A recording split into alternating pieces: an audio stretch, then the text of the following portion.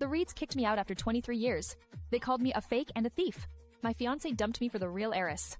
They thought my birth parents were poor farmers. But my real father is the wealthiest billionaire. The Reeds mistook me for a maid at his house. They insulted me right in front of my father. Now, I will watch them lose everything they own.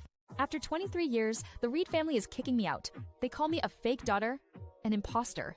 You ungrateful brat. Pack your things and go back to your real parents in that filthy village. This is Cecily, the woman I've called mother my entire life. She now clutches the arm of another girl. Sylvia, her real daughter. My father, Benjamin Reed, glares at me with pure disgust. Mom, don't be mad. Elena is just struggling to accept that you and Dad love me now. A perfect act. Just moments ago, she deliberately cut her own hand with broken glass and blamed it on me. She's the one who stole your life. While you suffered for years, she lived in luxury. You tried to scar Sylvia's face. With a heart as wicked as yours, you don't deserve to stay here. 2 months ago, a blood test proved I wasn't their child. My blood type is Rh negative. It turns out there was a fire at the hospital the day I was born, a baby swap. So they found their precious Sylvia, and now the fake daughter they raised is worthless to them. They've already investigated my birth family. They're convinced my parents are dirt poor farmers from a remote village. You don't want to go back to that isolated place, do you? Trading all this comfort for hardship, it must be overwhelming. She smiles, thinking she has won. They all expect me to break down, to beg them to let me stay. But they are in for a shock. They think they're sending me to a life of poverty and misery. They have made a terrible, terrible mistake. My real father isn't a poor farmer. He is the wealthiest billionaire in all of Klathe, and the Reeds just threw his long-lost daughter out like trash. I finish packing my bag, ready to leave the Reed family for good. But my replacement, the family's real daughter Sylvia, stops me at the stairs. Oh, Elena, my engagement party with Darren is next month. Even though you'll be back in your poor village, I do hope you'll come. Darren. My childhood sweetheart, my ex-fiancé. He dumped me the second he found out I wasn't a true Reed. You grew up with him, but now he belongs to me. You're not upset, are you? I look her dead in the eye, my disgust clear. It's shocking that even garbage can have admirers. If you want him, he's yours. I don't make a habit of collecting trash. Her smile falters, and her mother, Cecily, rushes to her side. I turn to leave, but Sylvia blocks my path. You stole her identity. A girl from your background isn't even worthy of serving Darren. If you want nothing, then prove it.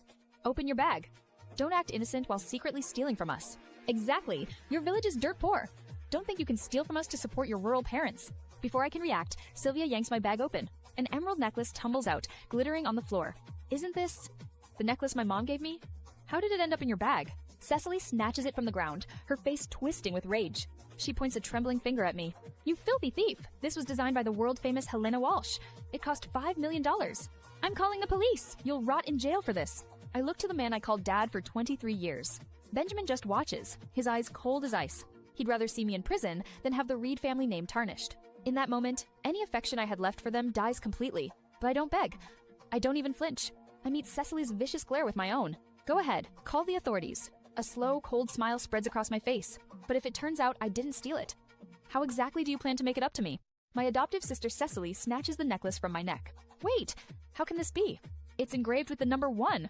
Sylvia rips it from her hand, her smug smile vanishing. Where did you get this? Number 1 is the original masterpiece. It's priceless. I calmly take it back from her. To me, it's just a simple design I sketched out on a whim. I toss it into my backpack without a second thought. It's mine. Now, if you're done, I'm leaving to find my real parents. Cecily scoffs, deciding it must be a cheap fake. You'll regret this. You'll come crawling back from whatever hovel you came from, begging us to take you in. I just shrug. Without me, their family business is doomed. We'll see who ends up begging. I walk out the door, ready to leave this life behind forever. Parked at the curb is an old, dust-covered van. A man steps out, bowing deeply to me. Miss Harper, my apologies for the delay. The helicopter had nowhere to land. A helicopter? I look closer at the van. It's a vintage Maybach. An extremely rare limited edition. Suddenly, my poor birth family doesn't seem so poor after all. Just then, the Reeds step outside, their faces twisted with disdain. They see the dusty car and the man in a simple suit. They assume he's my dirt-poor father, fresh from working in the fields.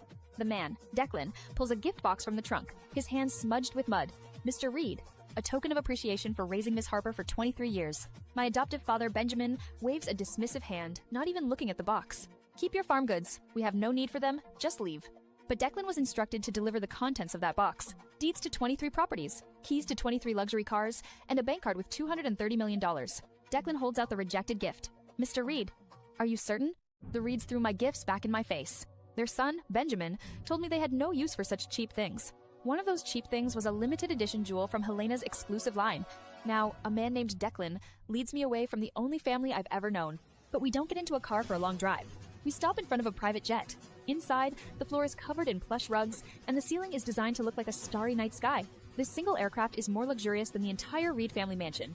I stare at the flight map on the wall screen. Wait, this route goes to Klathe, not Cloudstream Village. That's correct, Miss Harper. Your family resides in Klathe. He proceeds to tell me everything. The poor, remote village I thought was my home? My jaw drops. My birth parents are not poor farmers. The mountains in Cloudstream Village are simply a small part of your family's property. They are billionaires who have been searching for me for over 20 years, ever since a fire at the hospital where I was born. The Reeds, with their 100 million in assets, thought they were kings in the city of Foyclens. But my real family belongs to a world the Reeds can only dream of entering. The plane lands at a massive, private estate with walls draped in flowers. Is this Hillside Manor? Welcome home, Miss Harper. A man and a woman are waiting for me on the tarmac. The woman's eyes fill with tears the moment she sees me. Elena, my daughter, I'm your mother. The man beside her is stern and powerful, yet his eyes are gentle. I know his face. I've seen it 100 times before. It's been on the cover of every major financial magazine for the last decade. Are you Alexander Harper? The wealthiest, most powerful man in the entire nation. My father. I finally meet my birth parents. My father, Alexander, is a quadrillionaire. My mother, Jolie, presses a bank card into my hand. You've suffered so much. Here's 10 million, a small gift. My father produces a second card. And 10 million from me. But they're not done. My mother opens a velvet case, revealing an emerald set worth 50 million. In 23 years, the Reed family never gave me a single gift. In 5 minutes, my real parents give me a fortune. Inside their massive estate, a girl my age glares at me. Her eyes are locked on the emeralds in my hand. But when my father glances her way, her expression melts into a sickeningly sweet smile. You must be Elena. I'm Elise. Please, feel at home. Her voice is honey, but her eyes are full of poison. That won't be necessary. My mother explains Elise is my cousin, an orphan they took in. At dinner, they fill my plate until it overflows. Then, Jolie leads me to my new bedroom. I designed this myself. If you don't like it, we'll tear it down and start over. The Reeds made me sleep in a closet. This room is a palace. Jolie notices my single, worn-out backpack. This won't do. We're going shopping. She drags me to the most expensive mall and straight to the Helena Jewelry flagship store. The emeralds were a family heirloom. Let's find something that is truly you. She gestures to the main display, filled with stunning modern pieces. Do you like any of these? I stare at the jewelry under the bright lights. I can't help but smile. Yes, I do. Of course I like them. I designed every single one. I'm admiring a ruby pendant when two voices I never wanted to hear again slice through the quiet store. Elena? Do you even know where you are? This isn't a place for broke bumpkins. It's my adoptive mother, Cecily, and her daughter, Sylvia. They look me over as if I'm something they scraped off their shoe. The cheapest piece here is $1 million. Did you finally find a rich old man to keep you? They have no idea the woman I'm with, Jolie, owns this entire building. Just get rid of her already. She's ruining our shopping experience. Before the staff can move, Sylvia lunges forward. She snatches the $10 million pendant right out of my hand. It smashes onto the marble floor. A deep, ugly scratch now runs across the ruby. For a second, Sylvia's face is pure panic. Then, she points a trembling finger at me. You! How could you be so clumsy? You couldn't even hold it. They think I'm still the same girl they can push around. If you can't afford it, you don't touch it. Now that it's damaged, how do you plan to pay? Are you both blind? You knocked it from my hand. I gesture to the ceiling, and I'm sure the security cameras saw everything. Sylvia's face drains of all color. But Cecily just sneers, trying to threaten me into submission.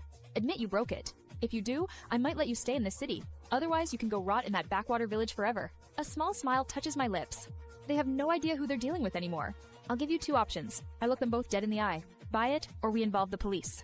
Cecily scoffs, ready to argue over a $10 million piece of jewelry. But she's made a terrible mistake. This ruby once belonged to royalty. It's not worth 10 million, it's worth 50. My adoptive sister, Sylvia, panics. Mom, just buy it. We can't let her call the police. My adoptive mother, Cecily, scoffs, assuming the ruby necklace is cheap. She pulls out her credit card with a smug look. How much? We'll take it. Our Reed family isn't lacking for money. The sales clerk looks at her, her expression unreadable. 50 million? The arrogance vanishes from Cecily's face. What? Did you say 50 million? The clerk reaches for the card, but Cecily snatches her hand back. Humiliated and cornered, Cecily's rage explodes. She only has 5 million in that account, a fraction of the price. Madam, are you going to pay? Or are the funds insufficient? She turns on me, her face twisted with hate. You ungrateful wretch. You planned this, you scheming slut. But she makes a fatal mistake. She's screaming these insults right in front of my real mother, Jolie. Jolie's refined composure cracks, replaced by a cold fury. She sees just another woman she can bully. Madam, watch your language. You damaged the jewelry, and now you dare insult my daughter? Cecily doesn't recognize the powerful matriarch of the Harper family. Don't be fooled by her. We raised her for 23 years. My family is about to partner with the Harpers, and this leech is trying to ruin it. A dark smile plays on my mother's lips. She was the one who arranged that partnership as a misguided reward for raising me, a reward they no longer deserve. Enough. The collaboration between the Reed family and the Harper family is hereby terminated. Cecily's jaw drops, her face a mask of utter shock. Cancel it? Just who do you think you are? I finish my morning jog on the grounds of my new home, but as I approach the mansion, I see them. My ex-fiancé, Benjamin Reed, and his mother, Cecily, are waiting at my front door. Yesterday, they spent $50 million on a necklace just to humiliate me. Now, seeing me here, Cecily's face twists with pure hatred. I knew it. You snuck in to steal something, didn't you? Benjamin just stares, his mind unable to process what he's seeing. How did you get in here? This estate has military-grade security. I almost laugh in their faces. Are you both blind? You just watched me walk up to my own door. I brush past them and walk into the mansion, leaving them stunned on the steps. Just then, our family driver Declan walks over. Good morning, Miss Harper. Did you have a good run? The name hangs in the air. Miss Harper.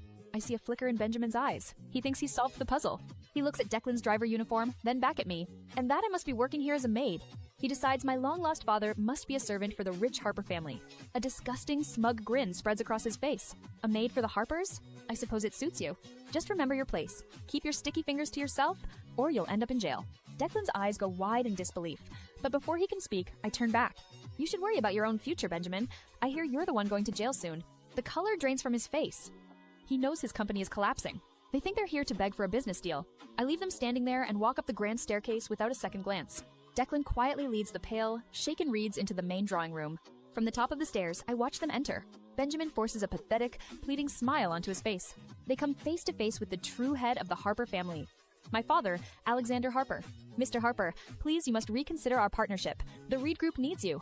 He's on his knees, begging the father of the girl he just called a thieving maid. I pause halfway down the grand staircase, listening to the desperate voices below. It's my adoptive father, Benjamin Reed, and my adoptive sister, Cecily. They are here, in my real parents' home, begging for their company's survival. Mr. Harper, surely you wouldn't abandon us. Even the smallest share could save our family from bankruptcy. My real father, Alexander Harper, stares at him with a face carved from ice. And what exactly have you done to earn my generosity? Cecily, impatient and arrogant as always, blurts out. The Harper Group already committed to us. You can't just go back on your word. My mother, Jolie, steps forward, her voice dangerously calm. Who the Harper Group chooses to work with is entirely our decision, not yours. Cecily freezes. She recognizes my mother from the mall yesterday. I can see the gears turning in her mind, connecting the dots and coming to a completely wrong conclusion. She thinks I, the lowly maid, must have whispered lies to ruin her. Mr. Harper, Mrs. Harper, you're being misled. Elena is completely unreliable. She launches into her attack, unaware she's insulting the very people she's trying to impress. Her father is just some worthless driver, and her mother is from a backwater town. She's uneducated and tells nothing but lies. A deep chill enters my father's voice. Worthless driver? My mother raises a sharp eyebrow. A woman from a backwater town? But Cecily is too stupid to notice the danger. She nods eagerly. That's right. You can't believe a word she says. I've endured her venom my entire life. But this is the last time. I descend the rest of the stairs, my footsteps silent on the marble. There! She's the one, a liar and a thief. I ignore her completely, walking past her as if she's nothing. I sit down on the sofa, right between my mother and my father. She's making up lies about me, and she is openly insulting both of you. Benjamin's face turns white with terror at my boldness. Get up right now, Elena! Have you forgotten your place? You have no manners. But my real parents have heard more than enough. Their patience is gone. That's enough! You are no longer welcome in this house. Leave immediately. My father, Alexander Harper, looks at the Reeds who raised me, his face a mask of cold fury. As of today, the Harper family cuts all ties with the Reed family. Permanently. The words hang in the air like a death sentence. Absolute and final. Cecily and Benjamin Reed stand frozen, their faces pale with utter shock and disbelief. You're ending our multi-million-dollar partnership? All because of a simple maid? She still calls me a maid, right in front of my real, powerful parents. Benjamin Reed glares at his foolish wife, his eyes filled with raw panic. He knows they are completely ruined. My father's loyal assistant, Declan, gestures sharply to the door. Mr. and Mrs. Reed, you are no longer welcome in this house. Please leave now. My mother, Jolie, wraps a fiercely protective arm around my shoulders. Don't you worry, Elena. If anyone ever dares to spread lies about you again, they will have to answer to me. Cecily's arrogant face finally crumples in total defeat and terror. Before she can even think to beg, two large security guards step forward from the shadows. They each grab an arm and physically drag the Reeds from the room, ignoring all their pathetic protests. The heavy oak doors slam shut behind them, sealing their fate. A sudden blessed silence falls over the grand living room. I shake my head, offering her a small, reassuring smile. I am so terribly sorry, my dear. I feel I failed to protect you from those awful people. You didn't fail me at all. And I actually brought gifts for you both. I present two elegantly wrapped boxes I had been holding. My father opens his to find a stunning sapphire ring nestled on rich black velvet. My mother opens hers to find a matching, equally exquisite piece with a different design. But my father isn't just admiring the incredible beauty. He instantly recognizes the signature craftsmanship. This can't be real. These are the very first creations by the master jeweler, Elena. His voice is a choked whisper, filled with complete and utter disbelief. These two rings sold together for $200 million at a private auction. Elena, how in the world did you come by them? He looks at me, his eyes searching for an answer, finally seeing the daughter they thought was a poor, helpless maid. Let's just say someone gave them to me as a gift. I don't tell them that I'm Helena, but I can see it in their stunned eyes. They are finally beginning to understand who I really am. I'm finally with my biological parents, trying to feel like a normal daughter for once. But my phone buzzes, pulling me back into my old life. It's a new assignment from my hacker organization. A company is offering $30 million just to fix their firewall. L, the client is asking for you by name. $30 million. Are you in? It's an easy job, but my answer is easier. I put my phone away, thinking that's the end of it. Pass it to someone else. I'm with my family. I'm not taking any jobs. But on the top floor of Uchison Tower, my rejection lands on the desk of Wesley Spencer. He is the head of the wealthiest, most influential family in Klathe. For 5 years, he's been trying to hire the legendary hacker L. He knows L saved the nation's most advanced military weapon from foreign spies. He just found out that legendary hacker is me, and I just turned him down flat. As he stares at my message, his best friend, Jeffrey Harper, grabs his coat. Wesley, I'm heading home. We've found her. My sister, the one we've been searching for 23 years. Jeffrey Harper, CEO of a tech giant, and, unbeknownst to him, my biological brother, Wesley's cold eyes narrow. The hacker L is in Klathe for a family reunion. Jeffrey's long-lost sister has just been found in Klathe. The pieces click into place. I'll come with you. You never go to family gatherings. Wesley doesn't answer. He just stands and walks toward the door. He's heading straight for my family's home, and I have absolutely no idea what's coming. The most powerful man in the country, the man whose $30 million job I just rejected, is on his way to my front door. I'm crouched outside Harper Manor, finishing a call on my secure line. A luxury car glides to a stop right in front of me. This must be my eldest brother, Jeffrey. A man in a tailored suit steps out. He looks just like my father, Alexander. Elena. I quickly end the call and slip the old flip phone into my pocket. No need. His eyes lock onto the cheap phone, and his brow furrows with pity. His face falls, confused by my rejection. I'm your eldest brother, Jeffrey. I didn't bring a gift. He thinks I don't even recognize him. He thinks I'm poor. So let me give you some pocket money. Would you prefer cash? I can get you $1 million. $1 million in cash. He must think I live in the dark ages. You don't want it? But I'm already pulling out my real phone. Thank you, Jeffrey. Please scan it. The latest model gleams in my hand, a stark contrast to the burner he just saw. I hold up a QR code. Shock flashes across his face, quickly replaced by a hearty laugh. He understands immediately. He was played. He scans the code without another word. A notification pings. 1 million credits, deposited instantly. My eyes drift past him, to the figure in the back of the car. Is that man also my brother? I can only see his wrist, but the limited edition watch he's wearing costs a fortune. Jeffrey's good mood vanishes in an instant. His face darkens, his voice turning sharp and possessive. He is not. You don't need to concern yourself with him. My brother's sudden hostility doesn't scare me. It only makes me more curious about the man he's trying to hide. A sleek black car is parked at the gates of my new home. I can't see the man inside, but I hear his voice. It's deep, magnetic, and it commands attention. It's no longer needed. Drive on. Before I can get a clear look, the car speeds away into the night. Jeffrey? Who was that? His last name is Spencer. He's not someone you should know. Stay away from him. Spencer! My brother's words sound less like advice and more like a dire warning. As in, the Spencer family, the wealthiest and most powerful in all of Klathe. But my thoughts are interrupted by my mother's warm voice. What are you all doing out here? Dinner is ready. She rushes over and drapes a soft, cream-colored shawl over my shoulders. This is what a mother's love feels like. Her eyes are full of a tenderness I've never known. A warmth Cecily Reed never once showed me in 18 years. At the dinner table, my family makes sure my plate is never empty. Elena, your grandma is coming home from the hospital tomorrow. We're all going to see her. My grandmother, another piece of this family I'm just now discovering. Your other brothers will be back tomorrow as well. They're so excited to finally meet you. Jeffrey, the business prodigy. Ellis, the youngest scientist at a national research institute. And Louis, an award-winning actor famous across the country. I learn I don't just have one brother, but 3.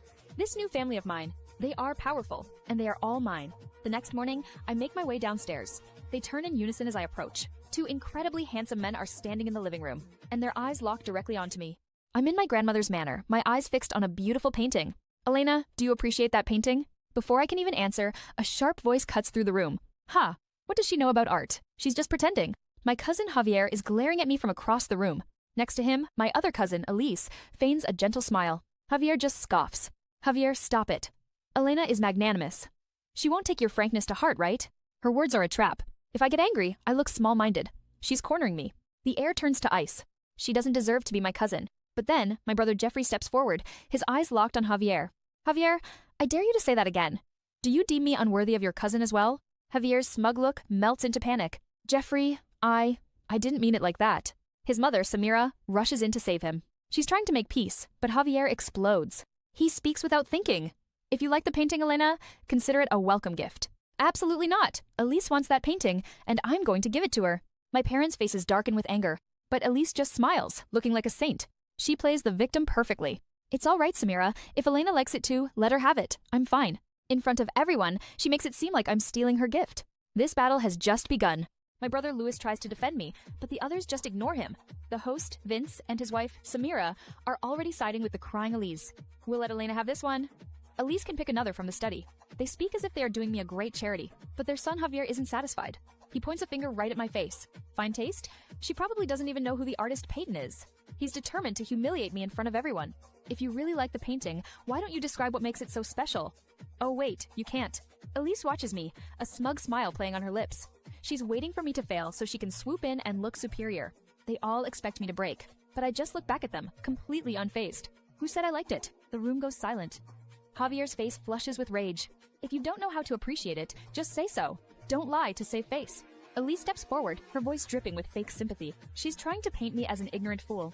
Elena, it's okay if you don't understand, but you shouldn't dismiss a masterpiece just to avoid embarrassment. It deserves respect. My brother Louis starts to speak, but I put a hand on his arm to stop him. I can handle this myself. I look straight into Elise's condescending eyes. If you're so well informed, then you should have noticed this painting is a forgery. A wave of shock and anger ripples through the room. They think I'm just a cornered animal, spouting lies. But they're wrong. A forgery? That's impossible. If you don't know what you're talking about, shut your mouth. Pretending you know about art is pathetic, Elena. You're just making a fool of yourself.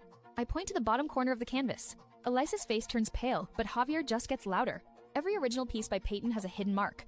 When exposed to fire, a lotus pattern appears. We can test it right now. You just want to destroy it so Elise can't have it? You're a monster. In the middle of the grand hall, Samira Harper holds up a painting, her voice dripping with scorn as she looks directly at me. Peyton is a legend. This is his priceless early work.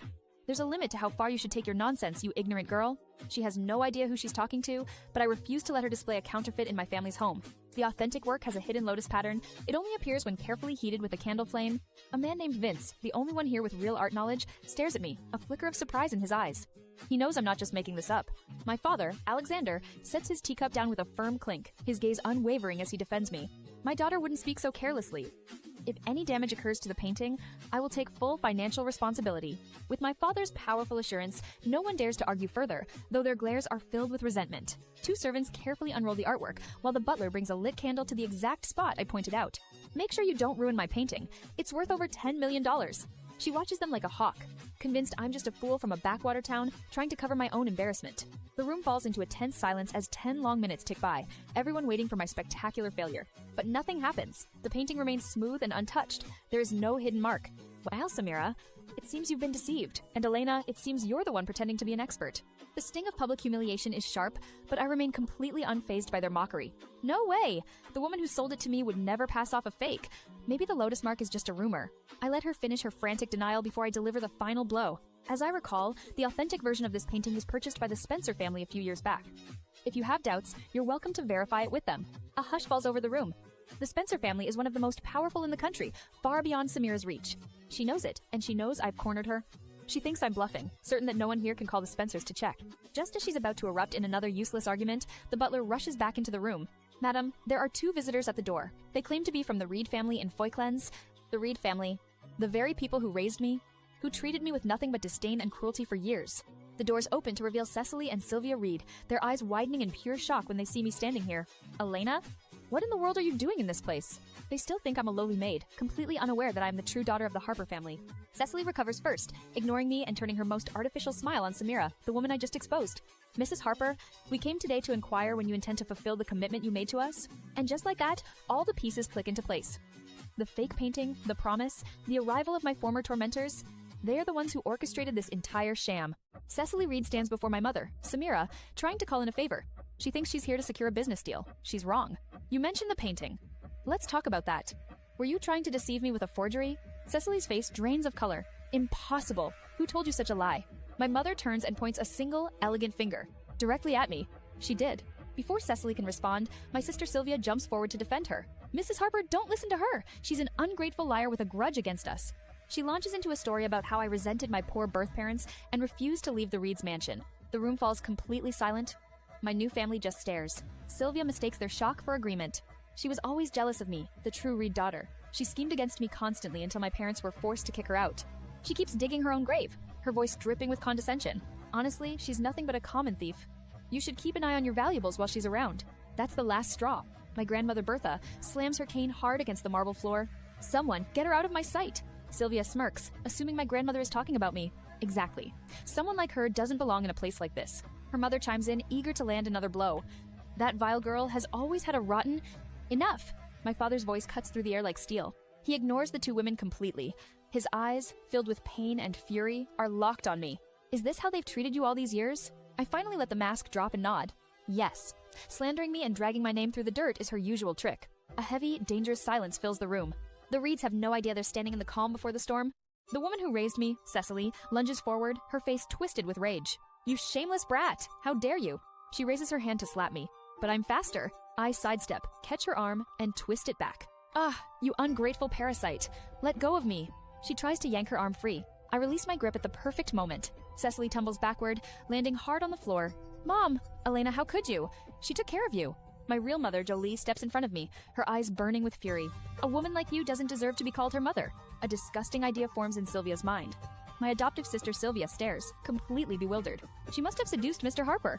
Mom, didn't you say she was just a servant here? Why is the whole Harper family protecting her? She turns to my real mother with a malicious smirk. Mrs. Harper, it seems your trust is misplaced. For your husband to be this protective, something must be going on between them. Crash! A teacup shatters against the floor. Slandering my daughter? Do you have a death wish? My real father, Alexander Harper, is on his feet, his face a mask of cold fury. The room falls deathly silent. Sylvia freezes, the word echoing in her head. Daughter. No, that's impossible. She can't be. My brother Louis lets out a cruel laugh. If she isn't, are you? Look at yourself. Elena is gorgeous. She's a Harper. You're just a pathetic wannabe. Sylvia's eyes dart between me and my father. She finally sees the truth. And the horror of what she's just done dawns on her. She just accused me of having an affair with my own father. My former mother, Cecily, stares at me in disbelief, her mind completely blank. Mom, you said she was just a servant. How is she Mr. Harper's daughter? Seeing her mother is useless, Sylvia turns her greed directly on me. Elena, now that you're successful, surely you'll repay the family that raised you for 20 years, right? That's right, we took care of you. The Harper family must compensate us. My real father, Alexander, gives a simple nod to his assistant, Declan. Mr. Harper did present you with a settlement. You rejected it. Cecily looks confused, but Declan's voice is filled with disdain. The deeds to 23 properties, keys to 23 luxury cars, and a bank card with $230 million. You turned it all down. The color drains from Cecily's face as regret consumes her. Then give them to me now. I'll take them. But my father's expression turns to stone. Now you want them? Too late. As my old family stumbles back in defeat, my new brothers surround me. Elena, I'll be your shield. If anyone dares disrespect you, I'll make them regret it. But across the room, I see Elise clenching the couch, her knuckles white with rage. She's the girl they raised in my place, and she can't stand seeing me get the attention she craves. Alexander, they did raise Elena. Shouldn't we at least let them sit and discuss this? She's trying to play the saint, but I'm not falling for it. I'm not as patient as you. If you want to listen to their nonsense, go ahead. Elena, how could you say that? I was only thinking of you. Before she can continue her act, my brother Louis cuts her off. Did you not hear what they said to her? If you actually cared, you'd keep quiet. Just then, my Aunt Samira points a shaking finger at the painting Cecily brought. You fooled me with a forgery and still have the nerve to ask for help? Keep dreaming. It's real, I swear. Elena, you can't abandon us just because you're rich. Suddenly, a man who grew up with Elise storms forward. Javier. She says it's a fake, and you all just take her word for it? What does she know? He turns his furious gaze on me, his voice dripping with contempt. You're ungrateful. They gave you a home, and now you're trying to ruin them. Javier Harper scoffs, challenging my judgment in front of everyone. If an expert can't tell if the painting is real, how can she? But my ally, Jeffrey, steps in to defend me. Jeffrey is confused, but I am not afraid. This is simple. We'll get the original from the Spencer family and compare them. He immediately pulls out his phone and calls Wesley Spencer, the most powerful man in the city. But Wesley makes a strange demand. She can have the painting, but Elena must come get it herself. I'll go. We arrive at the Spencer estate, a place far more imposing than any I've seen. The massive iron gates swing open for our car. Jeffrey waits outside as I walk toward the front door, alone. A butler leads me in silence up to a study on the 3rd floor. And there he is, Wesley Spencer. He's lounging on a sofa, one leg crossed over the other, radiating pure authority. I recognize him instantly. He's the man from the car yesterday. You came for the artwork? His voice is as cold as his reputation. Yes, suddenly, his tone sharpens like a blade. His dark eyes scan my face, searching for something. This isn't just about a painting. Do you know Elle? My blood runs cold. Elle. That's my secret identity, a name no one here should know. I force my expression to remain blank. Who is Elle? He doesn't buy it for a second. His stare intensifies. His expression darkens, leaving no room for argument. He abruptly extends his hand. Give me your phone. He isn't asking. It's an order. The man before me, Wesley Spencer, takes my phone. Take it back. The painting is on the first floor. His fingers fly across the screen, installing a tracking application. He does it right in front of me, not even trying to hide it. It's a test. He's waiting for me to reveal my skills as a hacker by removing it. I could erase it in seconds, but I just smile and take my phone. I'll play his game. I retrieve the real painting and return to the Vince residence. I unroll it and place it right next to the forgery. Cecily and her mother Sylvia go pale. Elise glares at me with pure hatred. An expert is called. He holds a flame to the corner of the canvas I brought back. Cecily starts to sweat, her eyes fixed on the fire. If the hidden mark appears, she is finished. Slowly, an image burns into view. A lotus insignia, the proof. The matriarch, Samira, lets out a roar of fury. You thought you could fool me with a forgery? She rips the counterfeit painting to shreds with her bare hands. Do you take me for an idiot? Get them out of my sight. Cecily collapses to the floor, utterly defeated. Guards grab her and her mother, dragging them screaming from the estate. With the liars gone, all eyes turn to my brother, Javier. He defended them. He insulted me. Apologize? Now. Javier's fists are clenched, his face twisted with resentment. Fine, I was wrong, okay? He turns away, but I hear his next words, whispered like poison. She's not even a Harper, yet everyone takes her side. My real grandfather, Alexander Harper, officially announces a banquet to welcome me. Elena, I'd like you to reclaim the Harper name. From now on, you'll be Elena Harper. The name Reed was a cage. I agree instantly. For the first time, I feel like I have a real family. But while I was being welcomed home, the family who raised me was falling apart. I found out later that my adoptive mother Cecily and my sister Sylvia returned to their house in utter disgrace. They found my adoptive father Benjamin losing his mind over his failing company. That girl Elena is useless. She never considers helping this family. We should have sent her back to her broke home ages ago. He blames me for the consequences of their own greed. Seeing her chance, Sylvia steps forward to play the hero. Dad, the company situation is urgent. Maybe I can ask Darren for assistance? She immediately calls my ex-fiancé, the man she proudly stole from me. Darren, I need your help. It's Elena. She collapses into his arms, looking like a fragile doll. Her fake tears are her greatest weapon. 30 minutes later, Darren's car screeches to a halt outside their house. Elena got involved with the Harpers. And because of her, the partnership between our families collapsed. The company is in serious trouble now. She twists the truth into a weapon, painting me as a vindictive, social-climbing monster. Darren, who always hated that I never fell for his charms, scoffs. He doesn't ask a single question. He just accepts her lies. She's just causing trouble. Now that she's lost her status, she's latched onto some Harper man to stay relevant. Pathetic. He holds her close, promising to be her knight in shining armor. Sylvia smiles against his chest. She thinks she has won. Whatever she's done, don't worry. I've got you. I'll make sure a new construction contract for my family reaches your father. She has my old family, my ex-fiancé, and now a business deal to save them all. They are all celebrating a pathetic little victory in their own small world. But they have no idea what's happening in mine. Back at the Harper Manor, dozens of extravagant gifts are arriving, all addressed to me. My phone buzzes constantly, not with their drama, but with messages about my real work. Elena, when are you dropping new designs? The last collection sold out in an hour. They think I'm a penniless girl who needs a rich family to survive. They're about to find out I can build an empire all on my own. My parents summon me downstairs to the manor's living room. The entire space is overflowing with lavish gifts. I see dozens of sleek black boxes from the world's most exclusive jewelry line, Helena. A cold shock runs through me. I recognize every single piece. Because I'm the one who designed them. I am Helena. A text from my assistant flashes in my mind. A high-profile client just bought out the entire collection. That client was my parents. We spent billions, Elena. It's all for you. To make up for everything you went through, just pick whatever you like. They have no idea they're trying to gift me my own creations. At the entrance, my adopted sister Elise appears. This is too much. I don't wear much jewelry. We should return it. But they refuse to listen. Their guilt over my past is a blank check. She sees the mountain of luxury goods meant for me, and her smile freezes on her face. Her eyes narrow with a familiar, burning jealousy. To appease my parents, I nonchalantly select a single diamond set from the pile. Then, my mother holds up an exquisite black gown, its design elegant and timeless. What about this for your banquet, darling? The cut is perfect. I give a simple nod. I like it. The words are barely out of my mouth when Elise's voice cuts through the air. That dress is absolutely stunning. I've never tried wearing a black gown before. She glides over, her fingers brushing the expensive fabric as if it's already hers. She looks at my mother, her face a perfect mask of wistful longing. But if Elena wants it, then of course it's hers. It's fine, Jolie. I can just pick something from whatever she doesn't want. The room falls silent. Her words are a masterclass in manipulation. I watch my mother's expression crumble with guilt, and for a moment, she is completely and utterly torn. She looks from me, her real daughter, to Elise, the girl she raised for 18 years. My stepsister Elise holds up the black gown I was about to wear. That dress doesn't suit you. A flash of anger crosses her face before she hides it with a fake smile.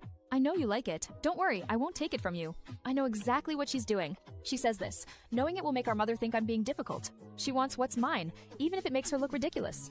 So I decide to let her have it. It's fine, I'll wear this white one instead. Elisa's eyes gleam with triumph. She thinks she's won. Later that night, at the grand banquet, she parades around in my dress. She clings to my mother's arm, soaking in what she believes are looks of admiration. But I know what the high society gossips are really saying. Why is Elise wearing such a mismatched dress today? That style doesn't suit her at all. I never realized she was so lacking in shape. Oblivious, Elise joins her circle of friends. Where's that girl from the backwater? Is she too embarrassed by her country roots to show up? They're talking about me. Elise just smiles, adding fuel to the fire. Her friends sneer, looking down on me even more. She was uneducated, so her etiquette might be lacking. Please forgive her.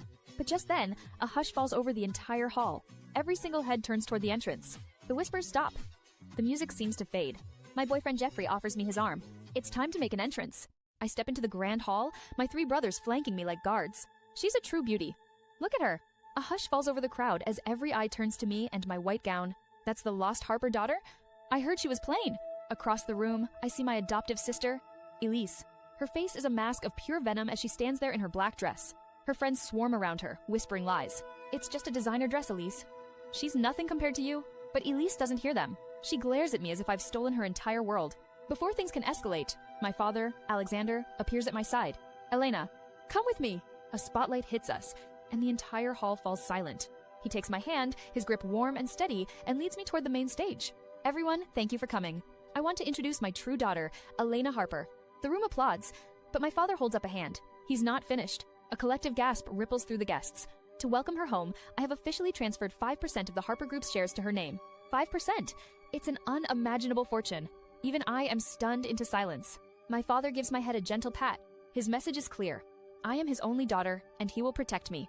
I look back at Elise. The shock on her face has curdled into pure, unrestrained jealousy. She looks like she's been physically struck. Her friend Debbie leans in close, her voice a vicious hiss. I realize this isn't a welcome party. She just got here, and he gives her everything. Elise, we have to show her what our rules are. A cruel, calculating smile spreads across Elise's face. It's a declaration of war. Across the crowded ballroom, I spot Elise's most loyal follower, Debbie. She's making a beeline straight for me. In her hand, she clutches a glass of dark red wine, holding it like a loaded weapon. I know exactly what she's planning. A public humiliation, orchestrated by Elise. She gets closer, raising her arm to stage the accidental spill. The plan backfires in the most spectacular way possible. But in that exact moment, a timid girl in a yellow dress bumps right into her. Red wine explodes upwards, splashing directly onto Debbie's face. She lets out a piercing shriek as she stumbles and crashes to the floor. Her expensive makeup and the dark wine mix into a hideous, dripping mess. My dress! Look what you've done! My face! Her fury immediately shifts from her own failure to the terrified girl. Why weren't you watching? This is a Helena original. You'll pay for this. The poor girl just bows over and over, too frightened to even make a sound. That's not enough for Debbie. She raises her hand high, ready to slap the girl across the face. Before her palm can connect, my hand shoots out and seizes her wrist. If you want compensation, use your words. Don't you dare lay a hand on her. I release her and turn my attention to the girl, Kiera. She's deaf, and she's trying to tell me something. I can see the fear in her eyes, but I also notice her hands moving in small, deliberate gestures. To everyone's shock, I begin to sign back to her. It's okay. I understand. Tell me what really happened. Kiera's eyes fill with relief. Her hands fly as she explains the entire plot. She tells me Debbie was never going to trip. She was going to throw that wine on me. Debbie watches our silent conversation, her face twisting with impatience and ignorance. What is this nonsense? Are you going to pay for the mute or not? A wave of whispers ripples through the onlookers. They're starting to side with the loud, rich girl. They think I'm defending someone who's in the wrong, but I have the truth. And I'm looking right at the liar. Debbie has no idea that her little secret is out, and I'm about to make her pay for it in front of everyone. The whispers of the crowd are like daggers aimed at the woman in front of me. That's a freebie from Helena. I have one just like it at home. She really tried to pass that off as a high-end piece? What a joke. Debbie Scott, the so-called socialite, can only stare at the floor in humiliation. She clutches the worthless necklace to her chest, her face bright red. I exposed her pathetic scam in front of everyone. Suddenly, a path opens in the crowd. My dear stepsister, Eliza, walks through with a perfectly practiced smile. I know that look. She came here to gloat, expecting to find me in tears. but her smile freezes the moment she sees the real victim. Debbie? What? What happened to you? She let her shock slip out, revealing her true intentions. I seized the opportunity, my voice dangerously calm. Who were you expecting to find here, Elise? A flicker of pure panic crosses her face before she recovers. Elena, I saw the crowd and I was so worried for you. I'm just relieved you're safe. A perfect performance. She turns her attention to her failed pawn. Debbie's designer dress is soaked and ruined from an earlier scuffle. You're a mess. We need to get you out of here and find you a new dress. She grabs Debbie's arm, trying to pull her away from the prying eyes. They think they can just escape the consequences of their actions. They are wrong. Stop right there. My voice cuts through the air, and they both freeze in place. You think you can just leave? After trying to humiliate and scam me? Where is my apology? The crowd murmurs in agreement. Debbie looks desperately at Elise, on the verge of tears. Elise, please. I only did this for... But Elise silences her with a sharp look before turning back to me. Elena, this is hardly the place. Let's not make a scene. Debbie made a mistake, that's all. She dismisses my demand and tries to walk away again, as if I am nothing. But I will not be ignored, and I will make her regret ever underestimating me. This party is supposed to be in my honor, but these women are only here to humiliate me. She's a Falklands girl. She's probably never seen anything decent. I just grabbed some trash from a thrift stall. She won't know the difference. They shove their cheap packages into my hands. I open them. They're fakes, worthless glass and plastic. Giving cheap items is one thing, but fakes are a deliberate insult. Do you like it? We got it especially for you. It fits you perfectly. They cover their mouths, laughing at their own cruel joke. They quickly get bored and start gossiping about a man. I place their trash on a table, refusing to give them a reaction. I can't believe my dad made me miss Wesley at the Imperial Club for this. Wait, Wesley is there tonight? Are you serious? Let's be honest. Who wouldn't want Wesley? He's the leader of the Spencer family, and he's gorgeous. Their faces flush with excitement, just saying his name. Suddenly, a red-haired girl points a finger right at me. Don't even think about it. A man like Wesley is completely out of your league. I meet her glare with a cold, empty stare. My silence unnerves her, but she doubles down. Why are you staring? He wouldn't just reject you. He wouldn't even look your way. Are you finished? If so, be quiet. You're giving me a headache. But before she can spit out another insult, the entire room falls dead silent. Oh my god, it's Wesley. I lift my head and see him standing in the doorway. He's in a perfectly tailored black suit, his presence commanding the entire room. The same girls who were just mocking me are now desperately fixing their makeup. But he isn't looking at them. His eyes scan the crowd, passing over everyone, and land directly on me. The world stops as our gazes lock. The party is loud, but then the entire room falls silent. Wesley Spencer walks in. He is the leader of the most powerful family in the city. Every woman here desperately wants his attention. A red-haired girl rushes toward him, her face beaming with hope. Wesley, what a coincidence. We must be destined to meet. He doesn't even glance at her. He walks right past her as if she is nothing but air. Her smile freezes, then shatters. His eyes scan the room and lock onto mine. He starts walking in a straight line, directly toward me. The entire room holds its breath, watching his every move. He stops just inches away from me. He holds out a small, velvet-lined gift box and opens it. This is for me? A gift. I hesitate. The Spencers are the wealthiest family. They don't need to give gifts to anyone. Don't want it? His stare is a challenge, an order. I keep my composure and take the box from his hands. Thank you. What brings you here? Jeffrey sent an invitation. As he speaks, a wave of whispers erupts from the crowd. No way. Is that the Spencer Pigeonblood ruby? I heard someone offered billions for that ruby. Wesley refused to sell, and he just gave it to her. Who is she to him? They are looking at me with pure fear. I turn and look at the socialites who were mocking me just minutes ago. Their faces are pale with shock and jealousy, but underneath the envy, I see something new. The air in my family's home is thick with tension, all because of one man, Wesley Spencer. The powerful head of the Spencer family stands before us after giving me a gift so extravagant, it made my father's blood run cold. My father, Alexander, forces a polite smile, but his eyes are wary. Mr. Spencer, you are far too generous. Such a gift is too much for my daughter. Wesley just waves a hand, his expression unreadable and calm. It's just a small gift, no big deal. My brother Jeffrey is not nearly as composed. He physically steps in front of me, shielding me as if Wesley were a predator. You were supposed to be at the Imperial Club tonight. What are you doing here? Wesley's gaze drifts past my brother and locks directly onto me. For a long moment, he just watches me, and I hold his stare without flinching.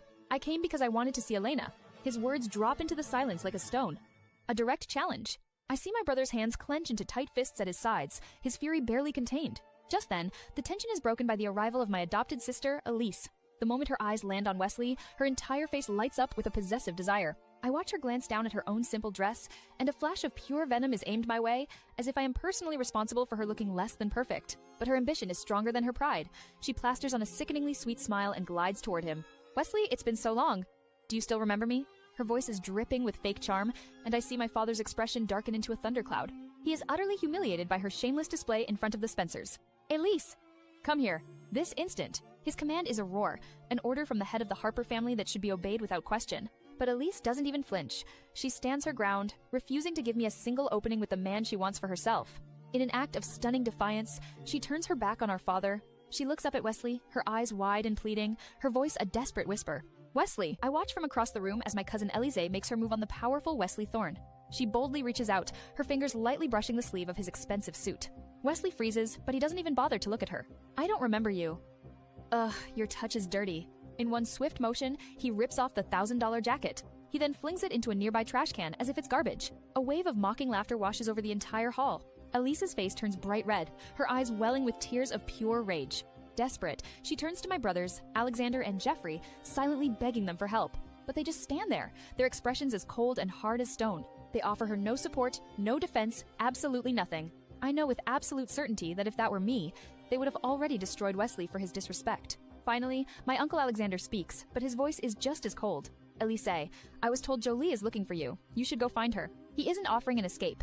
He is simply getting rid of a problem. She clenches her fists beneath her gown, but forces a sickeningly sweet smile.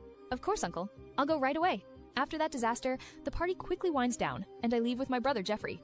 We're silent in the back of his sleek black Maybach as the city lights blur past the window.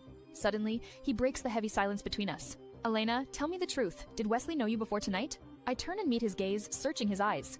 I see no accusation there, only deep, genuine concern for my safety. He truly believes that powerful, dangerous man came to that party just for me. No, he didn't. I've never met him.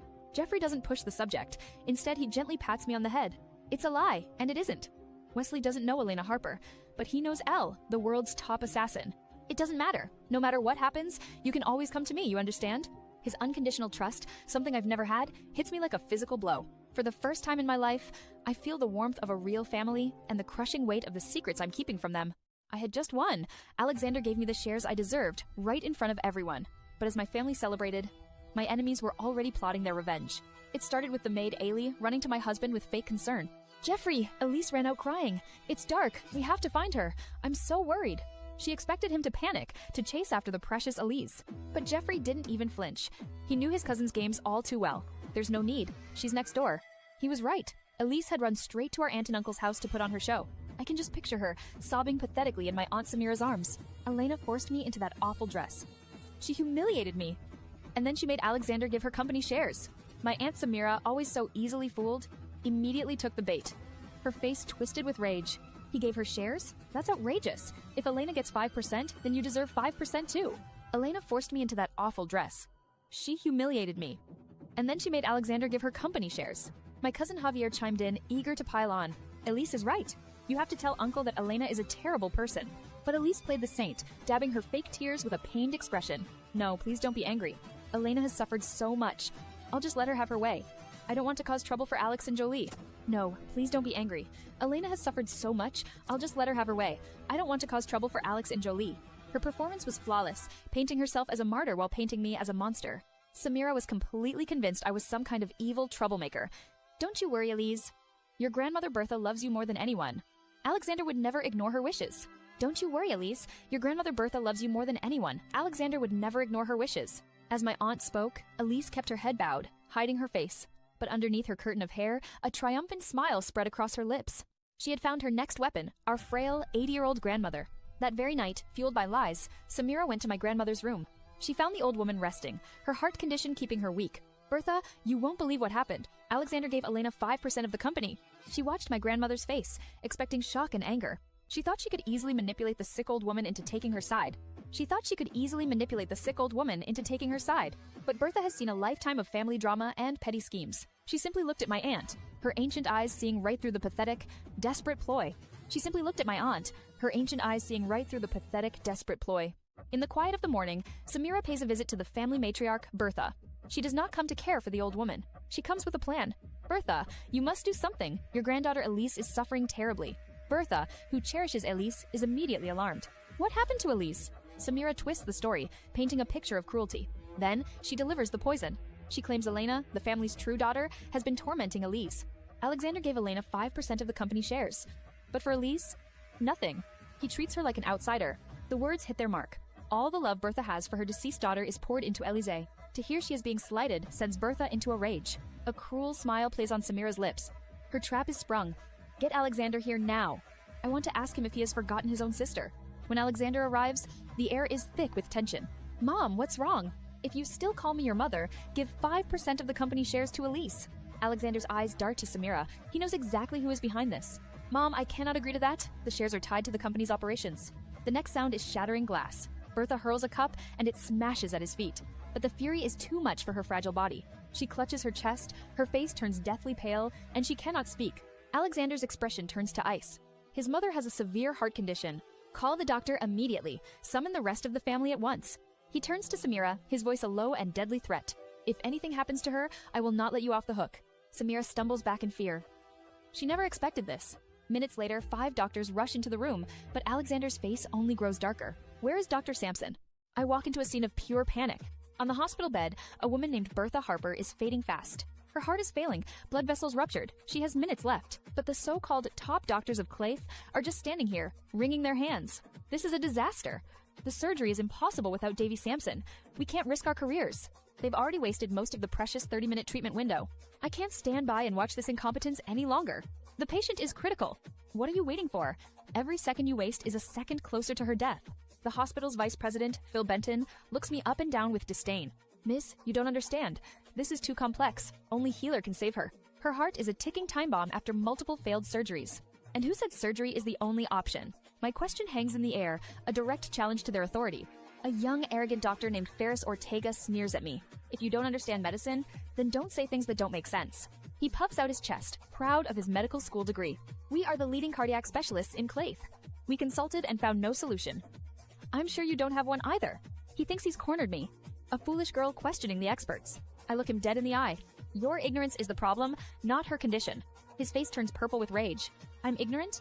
Fine. If you know how to treat her, then go ahead and do it. He dares me, certain I'll back down. But I look past him, at Bertha, whose breathing is growing shallow. This man is unworthy of his white coat. Step aside. He freezes, shocked by my tone. If you lack the knowledge, be silent. If you can't do that, remove your doctor's coat. What did you say? I told you to clear the way. Now, my grandmother is dying, and the doctors have given up. But I step forward, telling everyone I can save her. The head of the department, a man named Ferris, scoffs at me. He thinks it's a joke. If you can cure her, I'll let you take over as department head. My stepmother, Samira, uses this as an excuse to attack me in front of everyone. Are you out of your mind, Alexander? You're not actually going to let her treat Bertha. She calls me a reckless attention seeker. She claims my past achievements were just blind luck. You're trying to harm your own grandmother? Have you no sense of decency? But my father, Alexander, completely ignores her. His eyes are fixed only on me. He sees my grandmother's face is already drained of color. We are out of time. Elena, what is our percentage chance of success? The entire room holds its breath. I meet his intense stare without flinching. 60%. A beat of silence hangs in the air. All right, go ahead. Samira's jaw drops in disbelief. My father's voice turns to ice. I'll take responsibility. You're insane. If something happens to Bertha, who will bear the responsibility? My mother, Jolie, grabs my hand tightly, her eyes filled with worry. Elena, I give her a reassuring look and step toward my grandmother's bedside. Under the astonished stares of everyone in the room, I reach into my pocket. I pull out a set of finely crafted silver needles. The doctors gasp, their professional arrogance turning to pure shock. I lay out my silver needles, the only tools that can save my grandmother. A doctor named Ferris lets out a derisive laugh. My father, Alexander, turns to her, his eyes like ice. That's it? Silver needles? I thought you had some real skill, but it's just ancient quackery. His words open the floodgates. The other doctors start to murmur, but amidst the chaos, one man is silent. Is she serious? She thinks a few pins can stop a brain bleed? What an ignorant child. She's going to kill her own grandmother. This is a complete joke. The noise makes my aunt, Samira, frantic. Alexander, stop her. Did you hear them? She doesn't know anything about medicine. You know exactly why Mom is lying here. You had better pray that I succeed. A doctor named Phil stares at my needles, his eyes wide with shock. He recognizes them. They are the legendary tools of the one person he thought was only a myth, the healer. Then, Davy asks a question that changes everything. Healer passed away 10 years ago. You were just a teenager then. How did you become his apprentice? His words echo in my mind. Healer died 10 years ago? But that's impossible. I met my mentor 6 years ago, on a dark and stormy night. I found him gravely wounded and saved his life. He taught me everything. If Healer died 10 years ago, then my mentor is not Healer. My mentor always insisted his identity remain a secret. I must protect him. I look up at Davy, my expression unreadable. What, Healer? I'm not familiar with any such person. But the needles? Your acupuncture skills? I'm afraid I cannot share that information. Davy respects my silence and is escorted out. Just as they leave, my other brothers, Vince, Jeffrey, and Louis, rush in. Alexander, how's Mom? She's fine now. They all let out a sigh of relief. But Jeffrey's eyes narrow, scanning the room. He senses that something is very wrong.